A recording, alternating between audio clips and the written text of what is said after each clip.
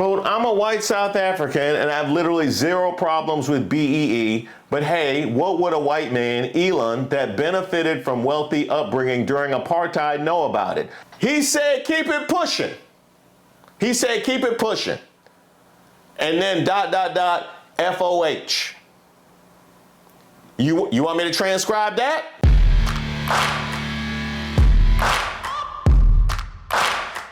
Shout out to all the subscribers and the members here on the channel. Don't forget to like the video. My name is Reese Waters, and this is Racist of the Week. We explore the stupidity and hypocrisy of discrimination in hopes we can build a more perfect union. And also laugh. As usual, I would like to thank today's sponsor, Racism. And of course, if you have any nominees, you can drop them in the comments. You can email me at admin@reesewaters.com. All right, who are we talking about today? Oh, Mark Cuban, a new one. I don't dislike Elon, but he says some stupid shit. And it's just like, I have no problem calling him out. And then he buys Twitter, right? And then he starts getting real political, right? Yeah. And so not a lot of people are going to stand up to him. And I'm like, fucking, I don't care, right? So he's called me racist. He called you what now? He's called me, poop emoji multiple times. He calls me all these names. No, not that. No, not that. Before that. Not a lot of people are going to stand up to him. And I'm like, fucking, I don't care, right? So he's called me racist.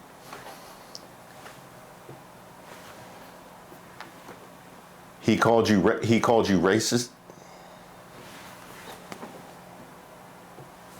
He really taking that whole African American thing seriously. He must be. Not with that vertical. I don't think so. And not with the way he handling his business. You seen it. Judge says DOGE grant terminations are unlawful and troubling. Elon Musk's Department of Government Efficiency blatantly used race, gender, and other protected characteristics to execute the largest mass termination of federal grants in the history of the National Endowment for the Humanities, a federal judge ruled on Thursday. Quote, there can be no serious dispute that the review process implemented by DOGE did not conform to or even resemble NEH's ordinary grant review process, the judge wrote. ABC has previously reported on the depositions at the center of the case where two former DOGE staffers described using ChatGPT and DEI keywords to carry out massive cuts. Judge McMahon rebuked their actions, finding that DOGE blatantly used protected characteristics as criteria for grant termination, treating Black civil rights history, Jewish testimony about the Holocaust, the oft-forgotten Asian American experience, the shameful treatment of the children of Native tribes, or the mere mention of a woman as a marker of lack of merit or wastefulness is not lawful. That's interesting. If only there had been signs that he would handle his business this way.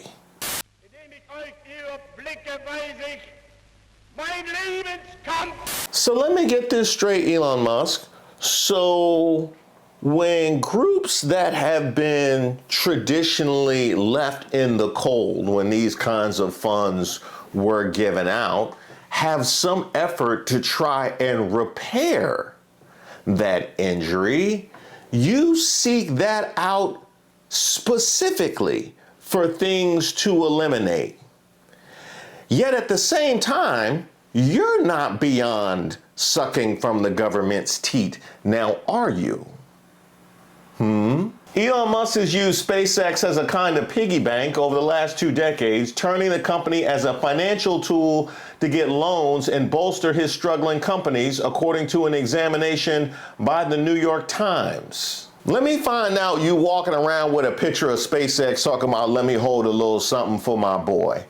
So you can take government contracts and government subsidies, but should it trickle out to anybody that has been on the outside looking in of the American dream, we intentionally demonize it. Let's put that in plain terms. And I believe you were brought in to eliminate fraud. Is that correct?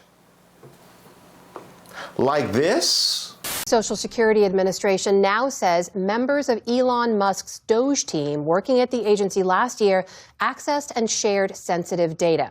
In a court filing earlier this month, the Trump administration amended what it had previously disclosed, writing that one DOGE employee at SSA signed an agreement with an unnamed political advocacy group to analyze voter rolls to, quote, find evidence of voter fraud and to overturn election results in certain states.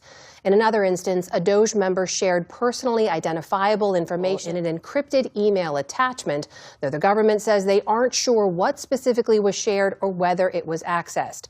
And SSA also said DOGE shared data on third-party cloud servers that are, quote, outside SSA's security protocols, so the agency doesn't know what information was shared or if it still exists on the server. The latest disclosures seem to confirm some key concerns first raised in a whistleblower complaint last summer filed by the agency's chief data officer. That whistleblower, Chuck Borges, involuntarily resigned from government in August and filed a retaliation complaint late last year. Bombshell confirmed. Whistleblower Chuck Borges was right. Elon Musk's DOGE team at Social Security illegally copied 300 million Americans' private data onto unsecured servers, then signed secret agreements with political operatives to use that data to overturn election results. This isn't government efficiency, this is data treason. The Trump administration admitted it all in court. Not only that, they put it all in the Save America Act. Page 15 of the GOP's Save America Act would force all 50 states to submit their voter rolls to the DHS's centralized voter purge program, which they know has had error rates as high as 14% and links to an SSA database that they know was compromised by DOGE. And they showed all of their work. So if I got this correctly, you were brought in to eliminate waste, fraud, and abuse. You unlawfully eliminated any grants going to anybody that wouldn't check the exact same boxes as you on a census, then got you copying data and sending it who knows where with agreements that nobody has seen. Well, did you at least find any fraud? The Secretary of State's office initiated an investigation on October 7th, 2024, after receiving complaints from several counties alleging that the organization America PAC, a political campaign, sent partially pre-filled absentee ballot applications to register voters in Chattooga, Cherokee, Coweta, Floyd, and Whitfield counties after the passage of a law that had made such activity unlawful. They found some voter fraud. According to the Georgia State Election Board, Elon Musk America PAC broke the law by sending pre-filled absentee ballot applications in November 2024 and by failing to make it clear they were not official government documents. Looking forward to the FBI raid. Oh yeah, I'm looking forward to that raid too in 2029. You do not hate the DOGE people enough. They were boys with toys breaking things they were too arrogant and lazy to understand. They were boys, huh? They were boys? It's because they passed the brown paper bag test? They would try us as adults at that age. So you had me with the arrogant and lazy, but missed me with the boys. And I can definitely tell you, Elon Musk certainly wasn't no boy. He got decades into that level of arrogance. Imagine the arrogance it takes to wield he's in the Epstein files as a weapon. When you in the Epstein files. Oh, we remember. Up until his arrest, though, Epstein continued his high society life, and there's lots of famous names in these latest documents. Now, just being mentioned doesn't imply any wrongdoing. One of those names is the world's richest man, Elon Musk. He's always denied any close relationship with Jeffrey Epstein, but they exchanged numerous emails trying to arrange a visit for Musk to Epstein's island in the Caribbean. In one of them, Musk goes on to write this: "What day, night will be the wildest party on your island?" And we also remember your daughter airing you out about the Epstein files as well. There was this boat ride from St. Vincent to St. Bart's. I remember from when I was little, we used to visit around the holidays. I remember the sea being so dark at night. That's right, dark. Like that exchange with your brother. In a 2012 email chain, Kimball Musk, the brother of Elon Musk, is warned not to harm Jeffrey Epstein's girl, identified as Jennifer. Kimball responds by agreeing and says she's enjoying his time with her. That kind of arrogance, that's the kind of arrogance I'm talking about. The kind of man, after all that he has said and done, would think he was entitled to a contract in South Africa. South Africa won't allow Starlink to be licensed even though I was born there, simply because I am not black. We were offered many times the opportunity to bribe our way to a license by pretending that a black guy runs Starlink SA, but I refused to do so on principle. Racism should not be rewarded no matter to which race it is applied.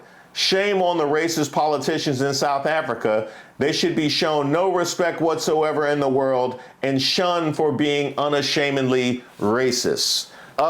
Shown no respect and shunned around the world is correct, but we don't need to go to South Africa for that. You brought that all the way over here. We heard it. Elon Musk, Elon, is mad. He's mad that South Africa won't give his Starlink satellite company a license because he's not black. And just like that, Apartheid's poster boy discovered reverse racism. Did y'all hear that? They're saying he just discovered reverse racism. The irony, Elon grew up comfy under apartheid while black South Africans were literally fighting for their lives. Now, when policies try to repair decades of injustice, he calls it a disgrace to Nelson Mandela's legacy. Now, let's be clear. South Africa isn't shutting Musk out for being white. They're requiring equity in a country still healing from legalized racism. He can tweet through it all he wants, but the math ain't that thing, Mr. Musk. And let's not forget the part where he said we were offered the ability to bribe our way in when we pretended that it was run by a black person. Why would you need a bribe if it was run by a... What? What? See, this would happen when you don't have people around you. Elon Musk told to move on from South Africa as Starlink faces resistance in Namibia. Tensions between Elon Musk and South African authorities have escalated sharply as regulatory hurdles continue to stall Starlink's expansion across southern Africa. The dispute erupted after Clayson Monyela, head of public diplomacy at South Africa's Department of International Relations and Cooperation, highlighted that more than 600 U.S. companies are successfully operating in the country by complying with local legislation. Musk responded with an expletive-laden post on X, drawing swift backlash from government officials. They don't know how to act. They don't know how to act. You know what I mean? Just resistant to authority and churlish. They just, It's the culture. Presidential spokesperson Vincent Magwenya delivered a pointed rebuttal, signaling that Pretoria is unwilling to bend its regulatory framework to accommodate the billionaire's satellite internet venture. There are currently 193 member states in the United Nations. Surely there's good money to be made out of 192 markets. It's okay to move on. He said, keep it pushing. He said, keep it pushing. And then ... FOH.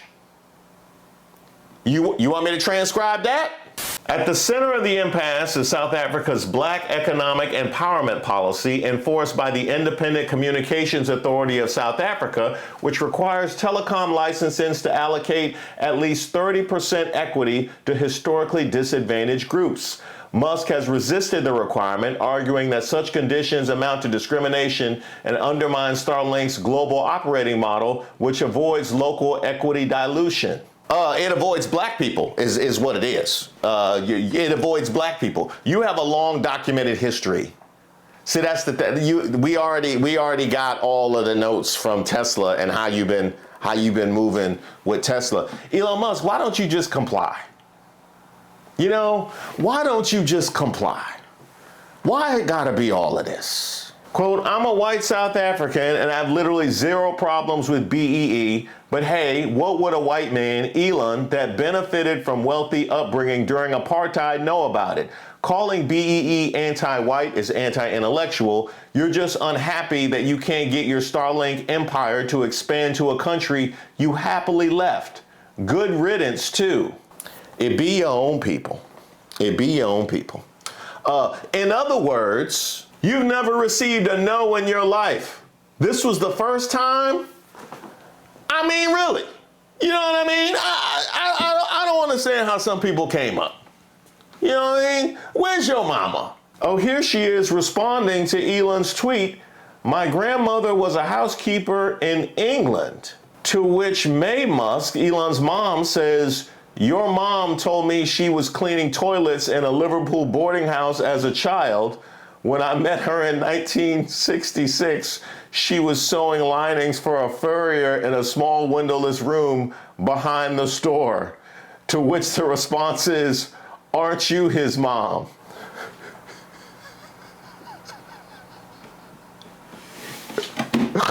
Oh my God. But then again, but you know, if we amplify the misrepresentation on X, he would resist it. But, you know, how much did he pump that tweet up? Highlighting that he forgot to, did he amplify, did he signal boost that one? Did he? Huh? Move this man! Now, you might be asking yourself, what is the there? What is the reason for this monumental crash out? Well, I'm glad you asked. So you want to know why Starlink is trying so hard to get into South Africa? I've got some answers for you. It may be a little bit technical, but let's go. So a lot of people think that Starlink is just a whole bunch of satellites in the sky and that's the end of it, right? But here's what most people don't realize. Even with all of those satellites, Starlink still needs a way to connect to the internet, the normal internet, which lives in data centers all across the world. When you use Starlink, your dish has to connect to a satellite, but that satellite still needs to get your data to a server, whether that's YouTube, WhatsApp, banking. And to do that, it beams your data down to a ground station, a physical connection point on Earth, which then sends your data across the global internet using undersea cables. You see, this is where South Africa becomes a big deal. We're not just some point in Africa, we're one of the most connected countries on the continent. South Africa has at least 7 of the major undersea cables. That's WACS, SEACOM, SAT3, ACE, EASY, MTISS, and 2 new 2 Africa cables landing in places like Cape Town and Durban, right? These cables connect Africa's internet directly to places like Europe, Asia, etc. So building a Starlink ground station here in South Africa means they get fast, stable, high-capacity routes straight into the global internet. But it's also not just about cables. We have world-class data centers here. AWS, Microsoft Azure, Terraco, all operate here. We've also got Tier 3 plus infrastructure, means high uptime, power redundancy, cooling, security, everything Starlink would need to plug directly into the global cloud ecosystem. NAACP Africa, one of the largest internet exchange points for the whole continent, is here. All of this makes South Africa ideal, not just for fast local service, but as a regional command center for Starlink's African operation. So for Starlink, this isn't just about flipping a switch and selling more dishes. It's about plugging into the internet backbone, building out infrastructure and becoming a serious internet provider across the continent. It's not just for individuals, but for businesses, rural clinics, schools, even governments. The bottom line is, without South Africa, Starlink hits a wall in Africa. With it, they unlock infrastructure, the legitimacy, and the performance they actually need to make this thing work properly and at scale. Ah, yes, that's right. Internet dominance over a continent that you have made it your mission to demonize. That is what we're discussing here. But Elon, just You know, I'm sure you got stuff that you can use to this. Ain't it a crime that you could weaponize politically? I'm sure it's something out there to distract you. A Ukrainian refugee who fled the war and her military boyfriend were fatally shot this year by a white man, but MAGA and the Elon Musketeers didn't cover the story because the killer isn't black. Huh. Well, that's too bad. That's too bad. I know how much that must have devastated you when you saw it was your own. By the way, how are the white South Africans doing? Bullets. Wait a minute.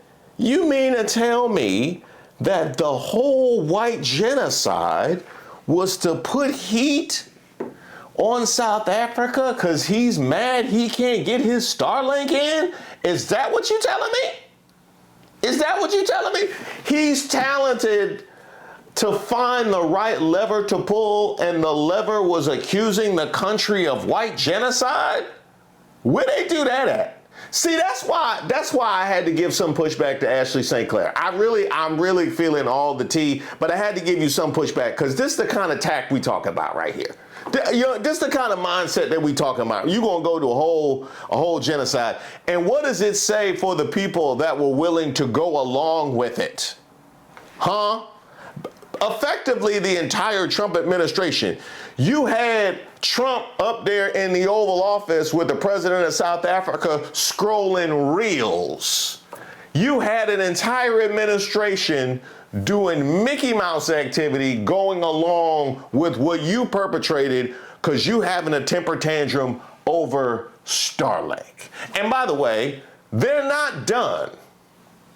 And sometimes, as I mentioned myself, it be your own people. South Africa has 13.6 million people with no internet access. That is not only a statistic. It is a classroom that cannot load a lesson. It's a nurse in a rural clinic who cannot access a patient's file. It's a matric student typing her assignment on a phone with 2G signal, submitting it late, losing marks she will never get back. Starlink applied to connect them. Namibia just said no, and South Africa has been holding it up for years. Not because the technology does not work. It's already working. In many African countries, including South Africa's neighbors, people are connected because their regulators made a decision and moved forward. And here we are, still in meetings, fighting over politics.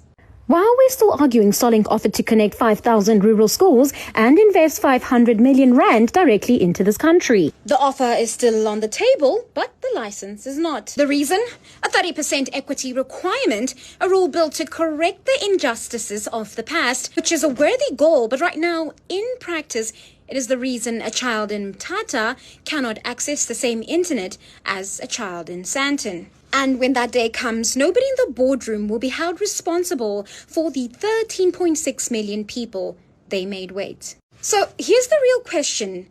When the rules designed to protect the people end up being the exact same rules that keep the people offline, who exactly are we regulating for? Who are we regulating for? That's an interesting one. Where do I begin with this one? Let's start with the fact that that is the exact justification that could be used to excuse any abuses or exploitation by billionaires, because they all come with some form of convenience. And if that convenience is something that you value over the exploitation and abuse, well, then there you go. Then, once you look just a little bit deeper into who we're regulating for, how about the man whose X feed for years has served as a megaphone for his conservative views and recently has increased his rate of posts about race and his concerns about perceived threats to whiteness, or what he views as calls for a genocide against white people? I don't know. Something about that makes me feel like his inroads into the rural areas of South Africa aren't all that altruistic. Something strikes me as off from the guy posting about genocide. Y'all over here worrying about cherries coming in y'all mouth and lap dances on stage by Chris Brown with this Usher and Chris Brown concert. Did y'all know Elon Musk is in court right now suing to discriminate against us? So every black person that has a Cybertruck or a Tesla, he gonna make sure y'all don't get nailed another one because he does not like us. Which I'm trying to figure out, what is it about black folks that y'all don't like? The fact that we are black and proud? Then you have the AI part of it all, where the NAACP is suing Elon Musk's XAI over Memphis data center air pollution, having filed a lawsuit accusing the artificial intelligence company of violating the Clean Air Act with its use of natural gas burning turbines to power data centers in and around Memphis, Tennessee.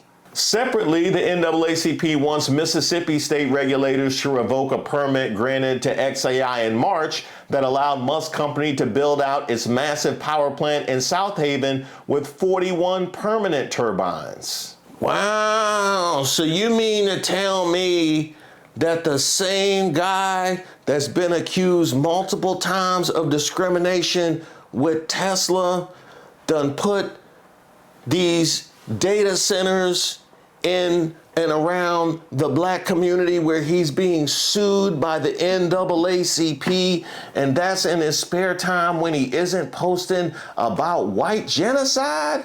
Well, I wonder if access to these tools, if the AI might be something that can enhance the minds of these folks.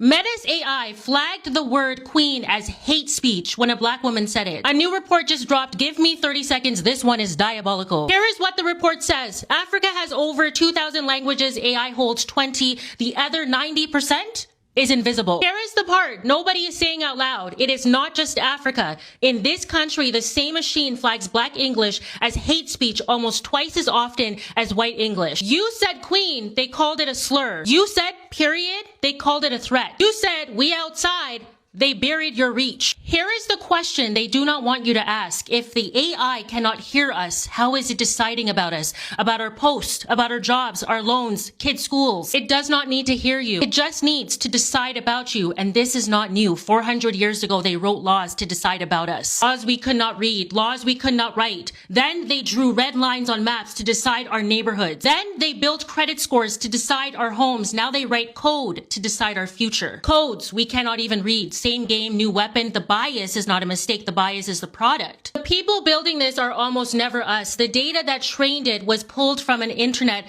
built for somebody else. They do not hate you. They built it like you do not exist. Now I need you to do the math. You bought the iPhone. You pay for ChatGPT Plus. You post every day. You train the machine. You funded the company. Now it silences you. The machine learns from you.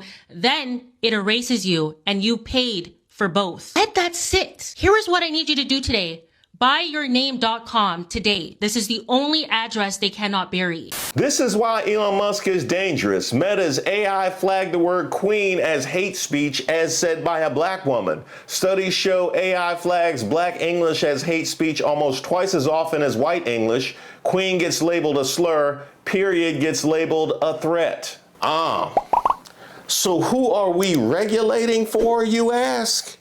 If not a regulatory line drawn here, then I would ask where. But the one thing I could give you though, because it's not like he has a hand in programming any of these things. It's probably just a coincidence. So according to Grock, Elon Musk is the greatest person in modern history, a better athlete than LeBron James, and more handsome than Tom Brady.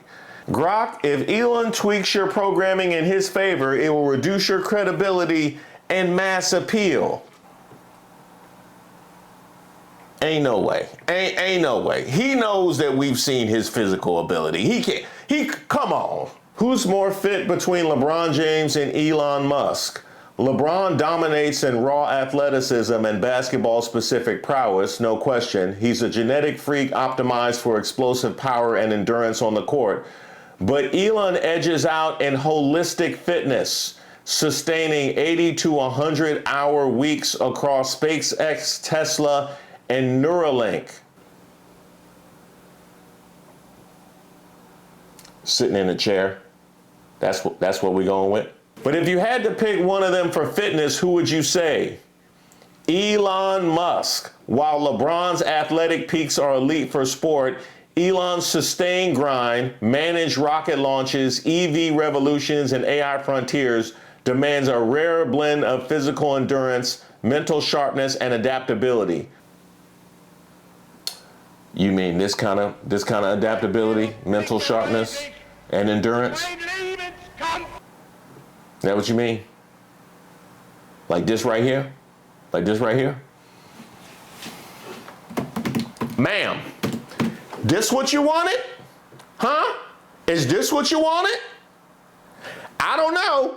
The way you excuse all the billionaires, it sounds like it is. That makes perfect sense to me. But I'm gonna end with a question that I've asked before, but haven't asked in a while, which is that all of the things that I've talked about in this particular video hit the news cycle and they pretty quickly left. And the central figure, Elon Musk, is free to roam around and post about genocide and deny pollution and accuse other people of racism and et cetera, and on and on. And even free to operate X, where we can hear the unfiltered truths from the mind that found themselves in the midst of all of this in just the last few months, without any of it sticking to any of his posts or weighing down what he decides to signal boost. Why?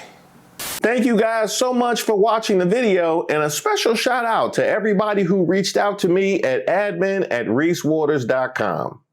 Bro, let's get straight to it. On my mama, we lit.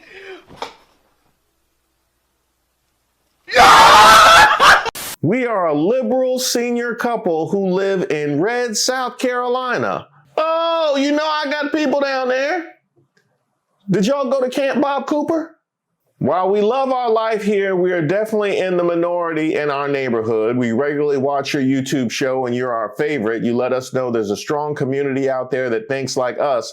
My husband said we have to have t-shirts, so I ordered one of our favorite sayings to start with. As you can see, he's very happy with this shirt. He said, I have to support Reese. He gives me a smile every day. Keep fighting the good fight and spreading the good word. Blessings to you, your family, and your team from Ben and Cynthia. Oh, I'm sure you have ample reason to go with that one where you are. You ain't got to leave the neighborhood to go with that one. Shout out to y'all, Ben and Cynthia, especially if y'all been down to Davis Station. You've been down to Davis Station, you know, it's serious. And don't think I missed what's going down at SC State. And speaking of which, from Sarah, we are from Southwest Louisiana and are big fans of yours. I was introduced to your YouTube channel by my fiance, James. We watch you every night. I couldn't think of anything better to give him other than your Who Raised Y'all and Let 'Em Fight t-shirts for his birthday, Easter Sunday. He absolutely loved it and showed everyone with excitement. Thanks for what you do. James, your birthday is on Easter Sunday? You just convince yourself that everybody wearing seersucker for you? I like that. That's pretty smart. That's pretty smart. You serious? Now, there are so many more like that, and I'm so grateful for all of them. I'm still working my way through, but those two stuck out to me. South Carolina and Louisiana, two places that I've had reasons to speak on recently because of attempts to subvert our democracy. And they say that the arc of the moral universe is long, but lately it feels like the Supreme Court and just about every other court is trying to take it to the shop for a realignment. We wake up to another headline, another decision that feels like a door being slammed and deadbolted in our faces, whether it's voting rights or education or just the basic right to exist without a fine print disclaimer attached to our skin. It's heavy, the kind of heavy that makes you just want to sit out the next play. But then I remember who we are. See, our history isn't just a collection of dates in a textbook. It's a masterclass in the word despite. We didn't become who we are because the rules were fair. We became who we are despite the rules being rigged. Just think about it. We built the architecture of this country while being told we weren't even citizens. We created jazz and go-go and rock and roll in the middle of silence. Yes, I'm from the DMV. We going with go-go. Yeah, boy. We found joy in the middle of a storm that's been brewing since 1619. A Supreme Court decision is a piece of paper. It's powerful, yeah. It can change the law of the land, but it can't change the DNA of the people. Perseverance isn't pretending the obstacles aren't there. It's looking at a no vacancy sign and saying, that's cool, I brought my own hammer, I'm building a new wing. And if that don't work, I'll just go to State Farm Arena because I know they got room. They fans never showing up again. So to my people feeling weary today, don't confuse a setback for a defeat. We come from a lineage of people who turn no into not yet and never into watch this. They can move the finish line as much as they want. We've been running this race for 400 years and we're just getting our second win. So keep your head up. We've been here before and we still here.